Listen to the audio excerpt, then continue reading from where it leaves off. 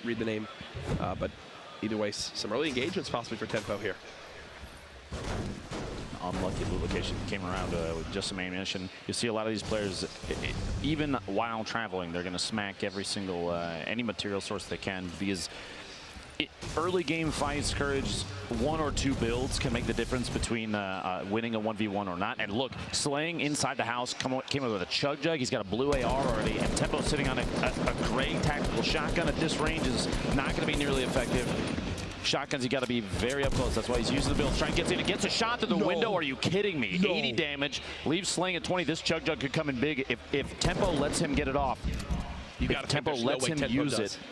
But Tempo's got to push. Remember, he's only got 30. He's been tagged twice already, but this AR does 33 damage. So Tempo still has 34 health, meaning Slaying is to hit 2 bullets. While he's only got 20 HP, Tempo has a shotgun. The top right corner, you can see just how close these 2 players are. Third partying. Tempo got a shield off. Tempo got 2 shields. Is he max shields now? And he's popping a chug jar. Are these guys both about to have 200 HP? Full reset. Slaying only has 4 builds. Tempo's bandage, so Tempo's gonna be at 175 if Slaying lets him get the entirety of the bandages off, which he's going to. Slaying's at 200. Do you think Tempo heard that? I can't tell if Tempo heard that. The trap placement. Hopefully Tempo heard that and does not push through the window. He's only got 8 bullets. Forget everything else, he's only got 8 bullets. He's got to hope against his limb right here. He's out of ammo. He's out of ammo. He's dancing around. He's got at least a great pistol. That's his last line of defense. He's got to push. And Tempo gets the elimination. And you see, no. Can't believe it. Somehow in the 2 rooms these guys loot, they each get max shields and a chug jug. Here's Nick Merckx early on. Facing off against Ryan Rex. The dual pistols. Okay, Nick earning an early limb. One of the first of the game. At that point, there were only 97, so that was 98th place. 84 left right now, though. 2 minutes and 14 seconds until the circle moves. This is kind of a northeast, a centralized northeast main circle, which means a lot of players, regardless of where they dropped, maybe only flush factory at this point, or even lucky landing potentially because of the path these players are going to have to take. Should be concerned. Everybody else can kind of take their time and build up some materials as they move. And Nick is totally fine inside Tilted. He's going to go through here. Players will always smack out all the furniture inside. It's not worth a lot of resources, Jack, but every little you bit knock them down pretty quick, and there's a lot of them. Early game when you can only build 10 walls, getting enough mats to maybe build 2 more, that's 20%. You can wind up earning yourself. Oh, big fall there from Jumpman. Sakairos now has the high ground. He actually falls, trying to hit a shotgun shot, doesn't connect yet, and he's out of materials. Jumpman trying to get the little peek over the top there. You saw him jump to try and take a shot. Backing out, hiding in his own box. He does have 5 bandages, maybe an opportunity to heal up, but Sakairos he has to apply pressure, which he is. And Sakairos goes down to Jumpman, very accurate. You saw multiple crits in there, and the shield disappearing. Sakairos only 28 HP. He had 28 health. He didn't take a single point of damage. That's one that you want back. If you're Sakairos now, Kayun, 1 player above, 1 player nearby. It seems like everyone that landed risky is now getting in their fights. This big shield could make all the difference. There you go, wants a third party this engagement. Shotgun shots coming on in, can only build 2 walls. That's Joda just above. That was a perfect spray, knocks him all the way down. Brilliantly done by Kayun. Kayun earns that elimination. Knowing the exact location where your opponents stopped up top, maybe potentially built based on the walls that were still being built mid-engagement, he says, you must be behind this ring. Here's Cryo at Junk Junction. Big shot takes Stratify out.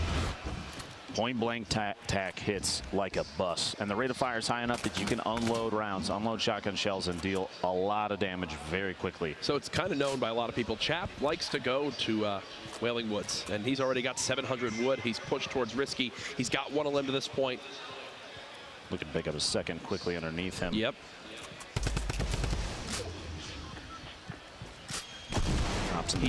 He hears the double barrel. Now that it's been shot once, I think this is Chap's green light to go for this. Trying to stop him from getting the reload off.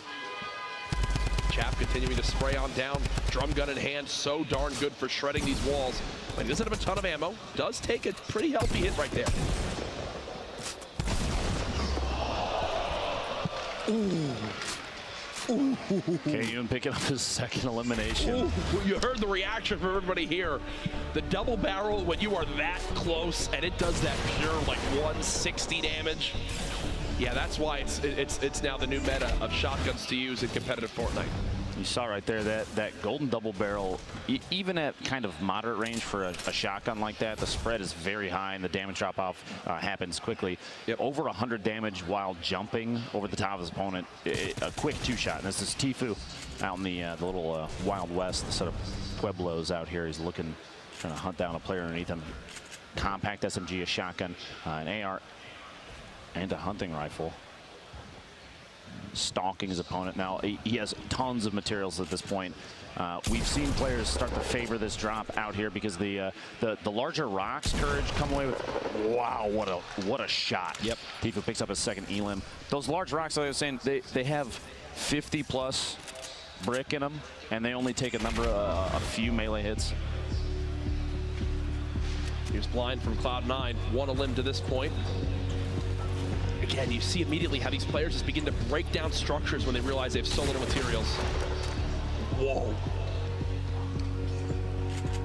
All back up with Nick Merckx looking for anything. You get a 9 and a 20 off there. The 50 damage just pushes up on Lavish and gets him to the bottom of the staircase there. Nick's got 3. Nick's got 3 limbs. That's a point for Nick Merckx, putting him on the board as well. And it looks like he wants to go for more. He's not done yet. Airco, a player we've seen a number of times in the past. It looks like Nick Merckx might be getting third-party. Multiple players here in Tilted as he's trying to back out of this engagement and saying the position I'm in right now, he's getting shot from above. It's not good enough to go for an engagement that somebody already has the top down on him. You see in the feed, Tyler's getting double flower out. Here to Dirk going down to a 189-meter rifle shot, but Nick found a chug jug. Nick's like, sure, I'll take that. That sounds good to me, my friend. And Nick is one of the best players at navigating Tilted, right? Knowing the ins and outs, the little escape routes you can have right there, just sneaks away in towards this new building. Uses that chug jug to get to max HP. This is Crunch, who we highlighted a little bit back in game 1 with his quick edits and his fast building. And right there, shows off the edit power, gets that a limb.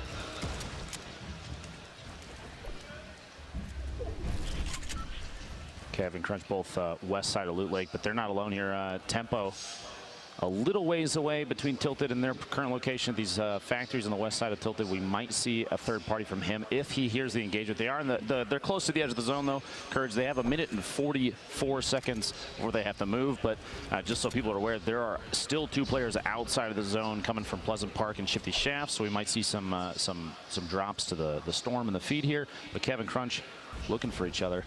Meanwhile, C9 Blind, Salty Springs locks himself in. He's listening, and the turbo build's going to protect the wall. He just has to hold down left mouse click while his opponent's trying to smack it out. He still owns it, so he can edit his way out. And he's gonna use that to his advantage. A lot of the structure, I believe, is still his, so he can edit these. But his opponent, like we've seen a number of times, they're going to smack him out. They're going to use a pickaxe to replace it, so they take control of the wall. They decide when the hole is open. Should be a cleanup. You think 162. 162. Okay, well, now that he knows that this player's got under 40 HP, he just wants this, and that's what you talk about with him owning a lot of these walls. He can edit through. Here's another engagement. Can he clean up the limb? There it is. That was NRG Kasid who gets cut down. Blind's got to feel good about that, especially after last round. I love seeing these players improve on their own gameplay, but double Flowers stuck inside the house, already super low HP, walks in on Flowers, trying to use turbo build to keep his opponent out, but it wasn't fast enough, and he had already been through the wall location, gets a shot off, a very easy elimination just because of the low HP of Flower already. You'll see, whenever anyone's in this scenario, they never sit still. Even right now, Pupper, yeah, he'd love to just sit still and kind of take his hands off the keyboard, but you never know if there's a sniper aiming in at you. Always strafing, always making sure he's not an easy target. We'll take a couple pop shots, and you hear that? You literally hear that? The reason he's whoever just shot that sniper, thank you for making my point. Giving credibility to Courage just by a single sniper shot. When you're playing in these games, even at home, in any match, you always have to think with the mindset that there's a sniper watching me. Even if there's not, always think that there could be. Because again, those third-party opportunities, someone's hunting, someone's watching at all times. Colton, the winner from our first heat, goes down to Jumpman's tack shotgun. My apologies, double barrel up close there, and Jumpman's going to top off. Very edge of retail, very edge of the safe zone. Yeah, 3 eliminations. That's a point.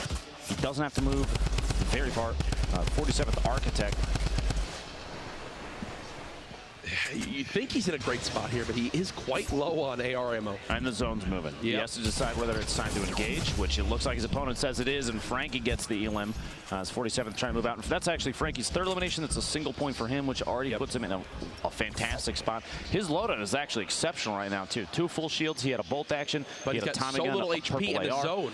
That's the thing. He's got to move. He still has a minute. The zone still has a minute to push. So he's got to run so far. There's people nearby. Nick's got someone just above. I think he'll break down wheels here any second. This could be another elimination for Nick Merckx, which would put him at 4. And he still has a campfire to use, so even though he's in the zone, he's still in an okay position. Trying to match the building, and wheels are on the same level now. Nick trying to swap to that shotgun. There's the elimination. Shot on wheels. Nick Merckx hasn't been stopped yet, folks. He's got a med kit too. He's in a great spot to keep on moving with the zone. He's actually, looking at the map, he's relatively far out. He has quite a ways to go. He's still all the way across Dusty. Hopefully there's more than one med kit there, or maybe he has a launch pad, because otherwise he's in a tough spot. Yeah, he most certainly is. Pupper. Now remember, when this zone closes, it's going to start hitting even harder. Is this the second? Is this the second? Yeah.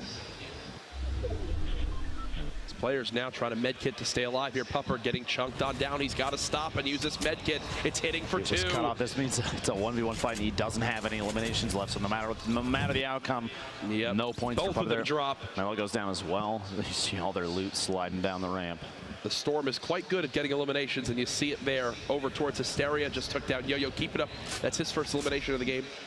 Now, this is actually Hysteria's 3rd time through the qualifiers. He played through all the heats before this and has done very well in those, but each qualifier he's gotten very close. I remember overhearing he got to 11th place multiple matches, I believe, yesterday, which is just one spot short of getting even just a single point, which could have put him in on Monday. This is where the little huts begin to get built. The 1x1s, the little bases to hide on in. Over to Cristo. Above Lonely Lodge. Won't be safe for this next zone, but he's playing like this because he's got WBG Ranger just below him. Ranger tries to spray on down. The trap comes in. There's 150, and oh no, Cristo. A little bit of a panic there. It looked like, I don't know if you noticed, was he attempting the rift to go his way out of there just in the last second of the trap damage? Possibly, as now Kayun thinks he's got a free elim opportunity in a 3rd party. What he doesn't know is that that player below took 0 damage, so they're both around the same amount of HP. And as a player, Lupo, you can sometimes use that to your advantage. Play mind games to your opponent. Oh, he thinks I'm weak because I've gotten this engagement. Meanwhile, he's still more than ready to fight again. Remember, too, if that trap is still in there, an opportunity for a lot of damage. A lot of AR ammo being used. Keep an eye on the amount that Kayun has. Just about one and a half clips left. I believe if Ranger makes it to Monday, that's the 4th player for WBG that would make it through, which is incredible. It's an excellent roster. Nick Merckx in the feed takes C9 Blind out. Jeez, Nick Merckx is a man on a mission. 5 elims, that's 2 points already. That might lock Merckx in for Monday. Oh yeah, no, Nick's in a brilliant position because he had elims last game too. Here's Fade in a little build battle around one of these houses. Stops Joshua right there. Once he gets the high ground, he just goes for the quick shotgun shot. That heavy, so darn good when you get the headshot crit. And this is from Ranger's perspective. Drops him down, places the trap, edits the wall above him, swaps to the shotgun. It happens so quick, but every single one of those actions was calculated. A much deserved limb right there. Is he gonna go for this? Is he going to go for this? Oh, gets almost one of the most aggressive launch pads we've seen so far. He's trying to get the drop in on him up top. The reason he went for it, or potentially went for it, is because the opponent at the top of the tower got 6. He was already in an engagement, so he kind of had the drop on him. But there's 3 players in this box. Triz is nearby, 2 across the street. Nick Merckx, like you said, was 6 eliminations. Leading this game. What an absolute beast. This Blind in 2nd and the limbs is already out. this one. Nick trying to break through these walls. He has made, he's made it up through. The spray with the drum gun, is it enough? No! Just short of the 7th elimination. That would have been 3 points there. I'm surprised he didn't swap to the heavy shotgun. I think he was hoping that maybe the drum gun spray would have been enough, but if he's got the heavy shotgun right there, I think Freak's dead 10 times over. Eventually, or even to a trap play in that situation. They were in the same box. If he owned a wall, there were a lot of options. JP2 from Luminosity Gaming. We've seen him play with Cypher, I believe, before. Chris from C9 and 5. Minigun, Freak, panic building. The minigun shreds if you land some of those hip fires. Now we saw yesterday though the minigun kind of biting back a little bit against players that decided to use it. Multiple engagements in a row, Courage, where minigun just didn't work out. Look at Chris in the right hands. Wants this fight so badly. The one thing Freak can do, maybe use this heavy shotgun. And Chris gets the elim. Geomach still alive. If you've never met Geomach in real life, I'm pretty sure he's 8 foot tall. That's real. We'll have to stat check that one, Courage. The push from the east side. You have 17 seconds, 28 players left, and after this circle closes is when things start to get chaotic with circle moves.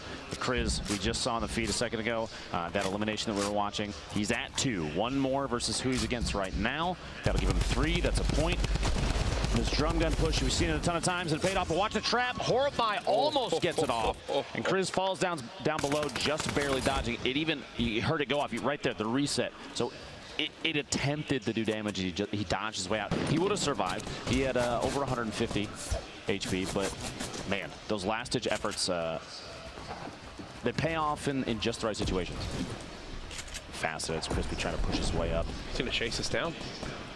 Look for maybe his own little hut to build into. Doesn't have a lot of materials. Going right at it. Yeah, he wants to go for this. I think it's more of a desperation play. Boxing himself literally next door, trying to, he's going to take ownership of some of these or potentially even knock him down. We'll see here in a sec. He's decided to layer himself up. He knows that Tyler's above him, is getting shot from a third party, and there's a number of players around him. So he says, I'm not going to expose myself too much right now. You guys fight it out. I'll wait to see if I can pop out. He only has very little materials left, but Tfue in the feed, you saw there, just got an elimination on Rex.